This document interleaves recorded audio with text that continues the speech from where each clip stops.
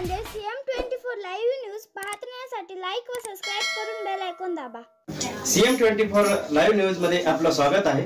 पाहूया आजच्या काही ठळक घडामोडी। नमस्कार, आपण पाहतात सामान्य जनतेचा आवाज नांदेड CM न्यूज। आज आपण नांदेड परिसरातील ITI भागामध्ये आहोत आणि या ठिकाणी आज नांदेड शहरामध्ये अतिशय उत्साहात या ठिकाणी माननीय अशोकरावजी चव्हाण यांचा सत्कार आयोजित केला होता। साहेब काँग्रेसमधून भारतीय जनता पार्टीमध्ये गेल्यानंतर पहिल्यांदाच नांदेड शहरामध्ये आले, त्यावेळेस नांदेड शहरातील ठिकठिकाणी अत्यंत उत्साहात या ठिकाणी सत्कार आयोजित करण्यात आला होता। त्यानिमित्त या ठिकाणी नांदेड शहरामध्ये ITIच्या बाजूला म्हणजे या ठिकाणी महात्मा फुले चौकामध्ये माननीय किशोरजी स्वामी, माननीय सभापती मनपा व तसेच महानगरपालिकेचे माजी नगरसेवक महेंद्र पिंपळे यांच्या वतीने या ठिकाणी माननीय अशोकरावजी चव्हाण साहेब यांचा सत्कार आयोजित करण्यात आला होता। त्यानिमित्त या ठिकाणी आपण चर्चा करतो। काय सांगणार आपण? मी नांदेड जिल्ह्याचे व सर्व शहरवासियांना संपूर्ण शुभेच्छा देतो। सर्वप्रथम महाराष्ट्राचे माजी मुख्यमंत्री माननीय अशोकरावजी चव्हाण साहेबांनी काँग्रेस सोडून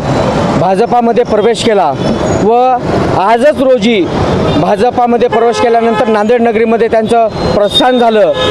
नांदेड नगरीतील संपूर्ण जिल्ह्यातील शहरातील नागरिकांनी सर्व त्यांना अंतःकरणातून मनातून तळमळीने शुभेच्छा दिल्या। आज सकाळपासून सर्व जनता अक्षरशः राजाला बघण्यासाठी, राजाला शुभेच्छा देण्यासाठी रस्त्यावर उतरली होती। तसेच या सर्व कार्यक्रमाचं आयोजन माननीय माजी आमदार अमरनाथजी राजूरकर साहेबांनी रात्रभर दिवसभर पराकाष्ठा करून त्यांचं आजचा जो कार्यक्रम आहे स्वागत समारंभाचा तर व्यवस्थित पार पाडला।